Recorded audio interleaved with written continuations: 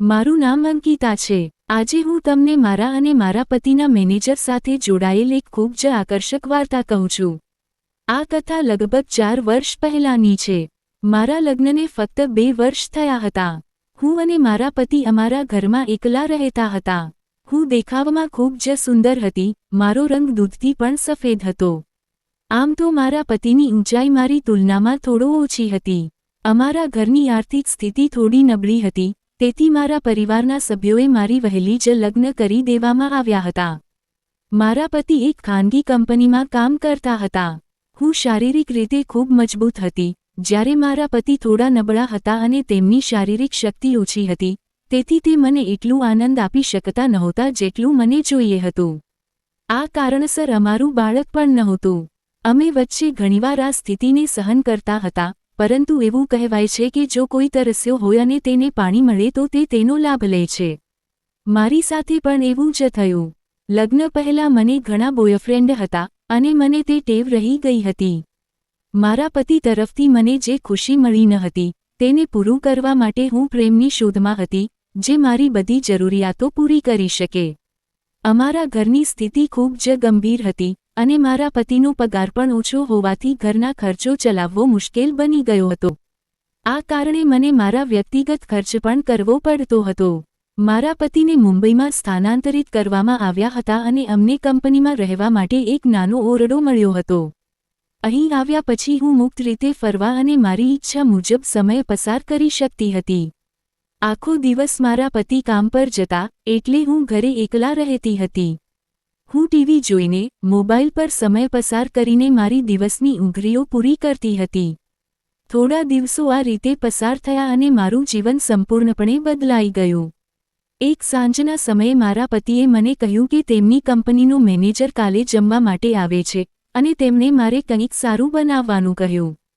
મેં તેમને કેટલીક આઈડિયાઓ આપી અને ત્યારબાદ તેઓ તરત જ ગયા। બીજું દિવસે સવારે જ મેં તમામ તૈયારીઓ શરૂ કરી દીધી। પહેલાં ઘરને સાફ કર્યું, થોડી શણગાર કર્યું અને પછી રસોઈ શરૂ કરી। સાંજે 6 વાગ્યે જ્યારે મારા પતિ ઘરે આવ્યા, ત્યારે તેમણે મારું કામ જોઈને ખૂબ જ ખુશી વ્યક્ત કરી। તે તેની સાથે એક બોટલ પણ લાવ્યો। હું તરત જ સમજી ગઈ કે તેનો પીવાનો કાર્યક્રમ છે। મેં પૂછ્યું, તમારો મેનેજર કેટલો સમય રહેશે? તો તેણે કહ્યું, 8 વાગ્યા સુધી આવી જશે, પરંતુ તમે સારી રીતે તૈયાર થાઓ। ઘરના કપડામાં ન રહેશો, તે ખૂબ મોટો અને પ્રતિષ્ઠિત માણસ છે। આપણું બંનેનું દેખાવ તેમની સામે સારું હોવું જોઈએ।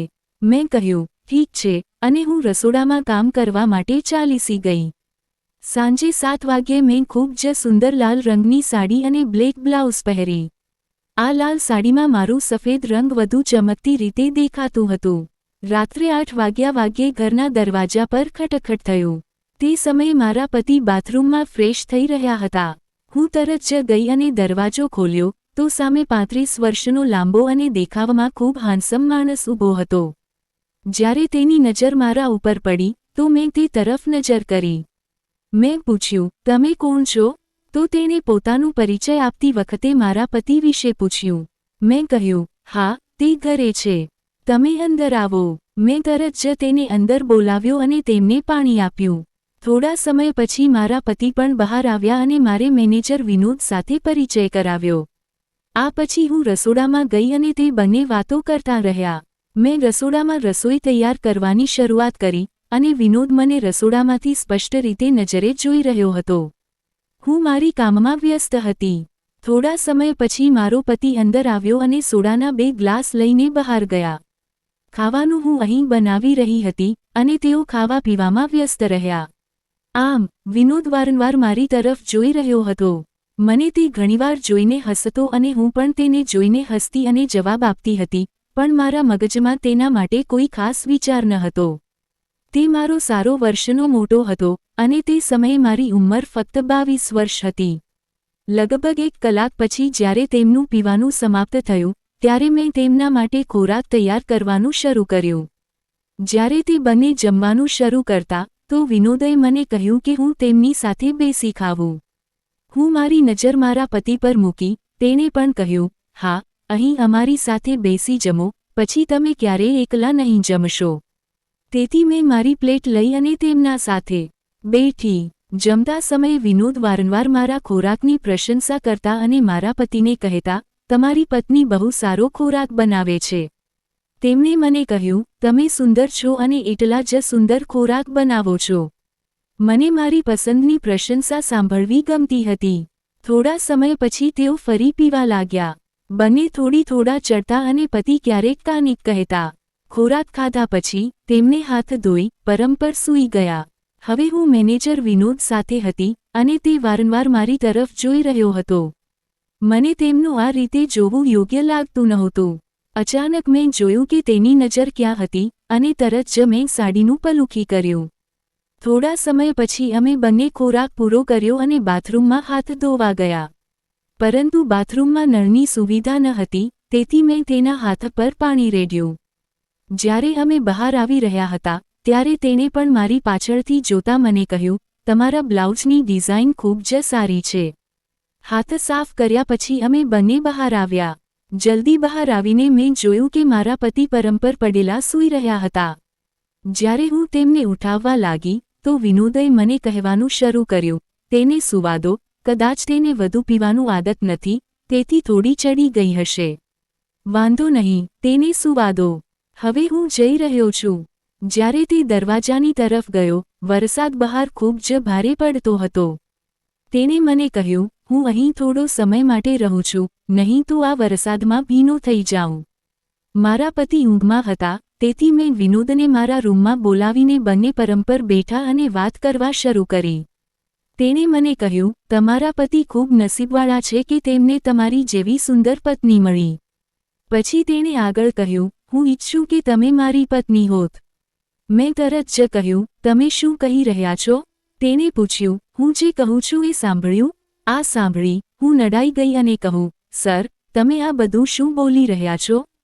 તે મારી શરમને સમજી ગયા અને મારા નજીક આવીને કહ્યું, જો તમે મારી પત્ની હોત તો હું પોતાને ખૂબ જ નસીબદાર માનતો. તમે મારી સાથે દોસ્તી કરશો? મેં આ પ્રશ્નનો જવાબ આપી શકી નહોતો. તેણે ફરીથી પૂછ્યું, મને કહો ને, અને મેં તેની તરફ જોઈને હા પાડી. તે ખૂબ ખુશ થયો અને કહ્યું, આભાર, મને તમારો મોબાઈલ નંબર આપો. અમે મોબાઈલ નંબર એકબીજાથી શેર કર્યા. મારા પતિને આ વિશે કંઈ ખબર નહોતી, તેઓ આરામથી પરમ પર સૂઈ રહ્યા હતા. થોડા સમય પછી વરસાદ અટકી ગયો અને વિનોદ પાછો ગયો. બીજા દિવસે જ્યારે મારા પતિ નોકરી પર ગયા ત્યારે વિનોદનો ફોન આવવાનું શરૂ થયું. અમે લાંબા સમય સુધી વાત કરતા રહી અને ધીરે ધીરે એટલા નજીક આવી ગયા કે હવે કેટલીક અનકહી વાતો પણ અમારા શબ્દોમાં થતી. હું પણ તેના ફોનની રાહ જોવાનું શરૂ કરી દીધું અને ધીમે ધીમે મને તેને ખૂબ પસંદ આવવાનું શરૂ થયું. આમ મહિનો પસાર થયો. એક દિવસ અચાનક સાંજે મારો પતિ નોકરીથી ઘરે આવ્યો અને કહ્યું કે તેનું પ્રમોશન થઈ ગયું છે. અમે બંને ખૂબ જ ખુશ થયા. બીજા દિવસે વિનોદનો ફોન આવ્યો અને તેણે કહ્યું, અંકિતા મેડમ, સારી પહેલી ભેટ કેવી રહી? આ વાતથી હું સમજી ગઈ કે વિનોદનો મારા પતિના પ્રમોશનમાં હાથ છે, જેને કારણે મારા પતિને પ્રોત્સાહન મળ્યું. હું ખૂબ ખુશ થઈ અને તેણે આ માટે હું તેને આભાર માનવાનું શરૂ કર્યું. મારા પતિનું પ્રમોશન થયા પછી વિનોદ શહેરની બહાર જવાનું શરૂ કર્યું. મારી અને મેનેજરની મિત્રતા આ રીતે જારી રહી. હવે તે મારા ઘરે આવતો જ્યારે મારા પતિ હાજર ન હતા, પરંતુ હજી સુધી અમારી વચ્ચે કંઈ ખોટું થયું નહોતું. અમે ફક્ત એકબીજાથી વાત કરતા. એક દિવસ મારા પતિએ કહ્યું કે તે 10 દિવસ માટે બીજા શહેરમાં જઈ રહ્યા છે અને મને કહ્યું, તમે અહીં શું કરો છો? જો ઈચ્છો તો તમારા માતાના ઘરે જઈ શકો છો. મારું ઘર અહીંથી ખૂબ દૂર હતું, તેથી મેં કહ્યું, કોઈ સમસ્યા નથી, હું અહીં અકેલી રહી શકું છું.